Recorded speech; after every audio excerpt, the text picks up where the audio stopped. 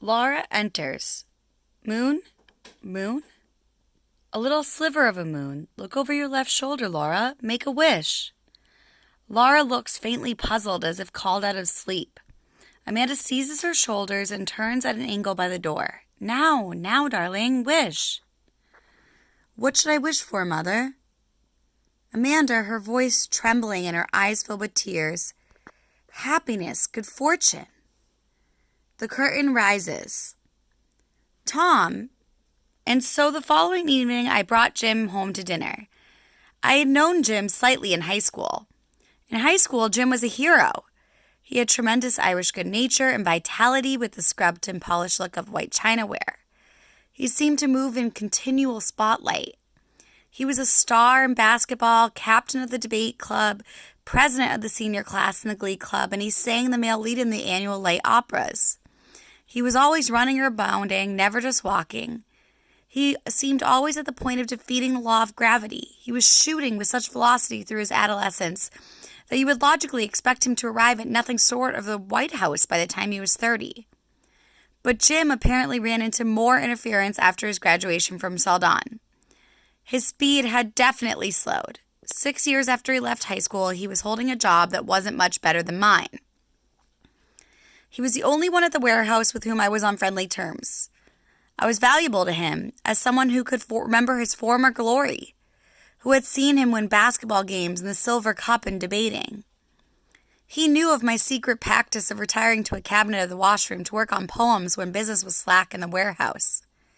He called me Shakespeare. And while the other boys in the warehouse regarded me with suspicious hostility, Jim took a humorous attitude toward me. Gradually, his attitude affected the others. Their hostility wore off, and they also began to smile at me, as people smile at an oddly fashioned dog who trots across their path at some distance. I know that Jim and Laura had known each other at Celdon, and I had heard Laura speak admiringly of his voice. I didn't know if Jim remembered her or not. In high school, Laura had been as unobtrusive as Jim had been astonishing.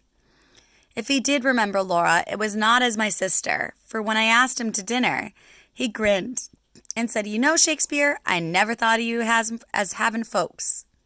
He was about to discover that I did. Light goes up stage. Friday evening. It's about 5 o'clock of a late spring evening, which comes scattering poems in the sky. A delicate lemony light is in the Wingfield apartment. Amanda has worked like a tick in preparations for the gentleman caller. The results are astonishing. The new floor lamp with its rose silk shade is in its place. A colored paper lantern conceals the broken light fixture in the ceiling. New billowing white curtains at the windows. Covers are on chairs and sofas. A pair of new sofa pillows made their initial appearance. Open boxes and tissue papers are scattered on the floor. Laura stands in the middle with lifted arms while Amanda crouches before her, adjusting the hem of the new dress. Devout and ritualistic. The dress is colored and designed by memory. The arrangement of Laura's hair is changed. It is softer and more becoming. A fragile, unearthly prettiness has come out of Laura. She is like a piece of translucent glass, touched by light, given a momentary radiance, not actual, not lasting. Now, look here, guys, when you see the words translucent glass, think about what the author is comparing to her to. Think back to Laura's glass objects that she's obsessed with. Why are you trembling? Mother, you've made me so nervous. How have I made you nervous? By all of this fuss, you made it seem so important. I don't understand you, Laura. You couldn't be satisfied with just sitting home, and yet whenever I try to arrange something for you, you seem to resist it. Now take a look at yourself. No, wait, just a moment. I have an idea. What is it now? Amanda produces 2 powder puffs, which she wraps in handkerchiefs and stuffs in Laura's bosom. Mother, what are you doing? They call them gay deceivers. I won't wear them. You will. Why should I? Because, to be painfully honest, your chest is flat. You make it seem like we were setting a trap. All pretty girls are a trap. A pretty trap, and men expect them to be. Now look at yourself, young lady. This is the prettiest you will ever be. I've got to fix myself now. You're going to be surprised by your mother's appearance. Laura moves slowly to the long mirror and stares solemnly at herself. A wind blows the white curtains inward in a slow, graceful motion, with a faint, sorrowful sighing. It isn't dark enough yet. Laura turns slowly before the mirror with a troubled look. I'm going to show you something. I'm going to make a spectacular appearance. What is it, Mother? Possess your soul and patience, you will see. Something I've resurrected from the old trunk. Styles haven't changed so terribly much after all. Now just look at your mother. She wears a girlish frock of yellow voile with a blue silk sash. She carries a bunch of jonquils. The legend of her youth is nearly revived. This is the dress in which I led the cotillion, won the cakewalk, wore one spring to the governor's ball in Jackson. See how I sashayed around the ballroom, Laura? She raises her skirt and does a mincing step around the room. I wore it on Sundays for my gentleman callers. I had it on the day I met your father. I had malaria fever all that spring. The change of climate from East Tennessee to the Delta weakened resistance. I had a little temperature all the time. Not enough to be serious, just enough to make me restless and giddy. Invitations poured in, parties all over the Delta. Stay in bed, said Mother, you have a fever. But I just won it. I took quinine, but kept on going. Evenings, dances, afternoons, long rides, picnics, lovely.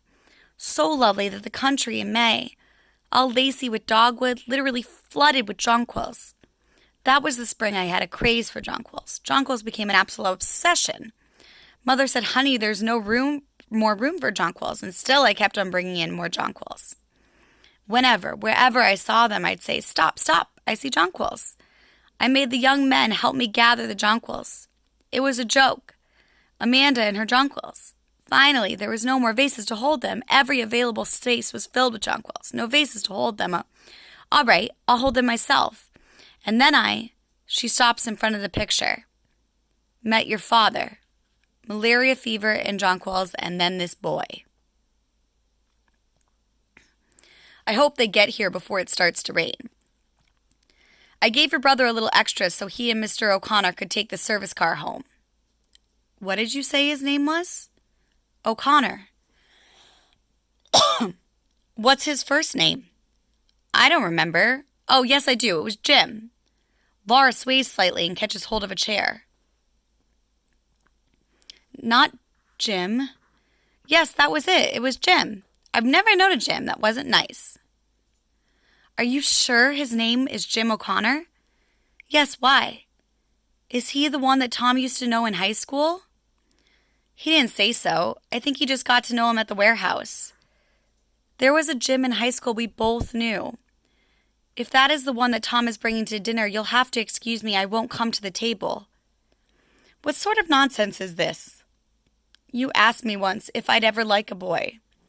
Don't you remember I showed you this boy's picture? You mean the boy you showed me in the yearbook? Yes, that boy. Laura, were you in love with that boy? I don't know, Mother. All I know is I couldn't sit at the table if it was him. It won't be him. It isn't the least bit likely. But whether it is or not, you will come to the table. You will not be excused. I'll have to be, Mother. I don't intend to your humor or silliness, Laura. I've had too much from you and your brother both. So just sit down and compose yourself till they come. Tom has forgotten his keys, so you have to let them in when they arrive. Oh, Mother, you answer the door. I'll be in the kitchen, busy. Oh, Mother, please answer the door. Don't make me do it. I've got to fix the dressings for the salmon. Fuss, silliness over a gentleman caller. Door swings shut. Laura's alone. She utters a low moan and turns off the lamp, sits stiffly on the edge of the sofa, knotting her fingers together. Tom and Jim appear on the fire escape steps and climb to landing. Hearing their approach, Laura rises with a panicky gesture. She races to the porteries. The doorbell. Laura catches her breath and touches her throat. Laura, sweetheart, the door. Laura stares at it without moving. I think we just beat the rain. Uh-huh. He rings again nervously. Jim whistles and fishes for a cigarette. Laura, that is your brother and Mr. O'Connor. Will you let them in, darling? Mother, you go to the door.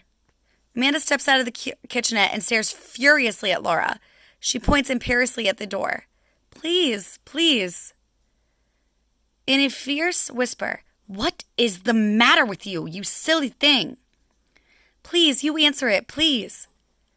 I told you I wasn't going to humor you, Laura. Why have you chose this moment to lose your mind? Please, please, please, you go. You have to go to the door because I can't.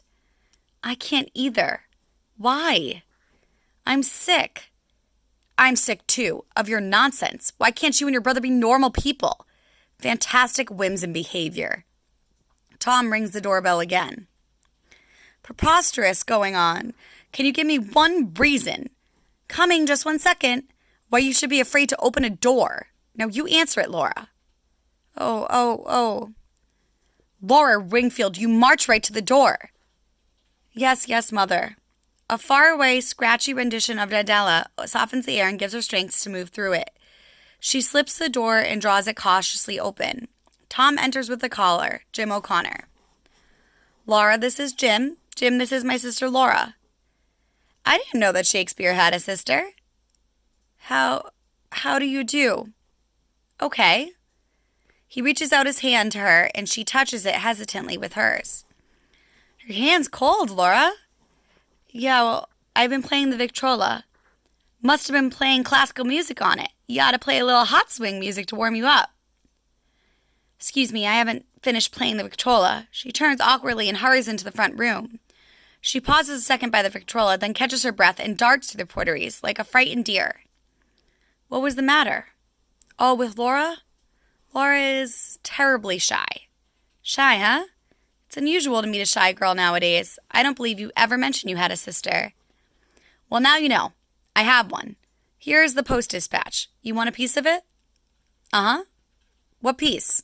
The comics. Sports. Old Dizzy Dean isn't on his bad behavior. Yeah. Where are you going? I'm going out on the terrace. You know, Shakespeare, I'm going to sell you a bill of goods. What goods? Of course I'm taken. Huh? In public speaking. You and me, we're not the warehouse type. Thanks. That's good news. But what has public speaking got to do with it? It fits for you. Executive position. Ah. I tell you, it's done a hell of a lot for me. In what respect? In every. Ask yourself, what's the difference between you and me and men in the office down front? Brains? No. Ability? No. Then what? Just one little thing. What is that one little thing? Primarily, it accounts to social poise. Being able to square up to people and hold your own on any social level. Tom? Yes, Mother. Is that you and Mr. O'Connor? Well, you just make yourselves comfortable in there. Yes, Mother. Ask Mr. O'Connor if he'd like to wash his hands. No, thank you. I took care of that at the warehouse. Tom? Yeah. Mr. Mendoza was speaking to me about you. Favorably? What do you think? Well, you're going to be out of a job if you don't wake up. I am waking up. You show no signs. The signs are interior. So guys, that is where I'm going to stop you. You are going to continue reading on to page 80.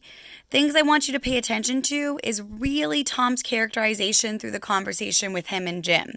This is the first time we're seeing how other people perceive Tom outside of his mother Amanda and his sister Laura. How does he think Tom's doing at work? What is his concerns about him? Why is it important that he never realized that Tom had a family? What does this show us about him?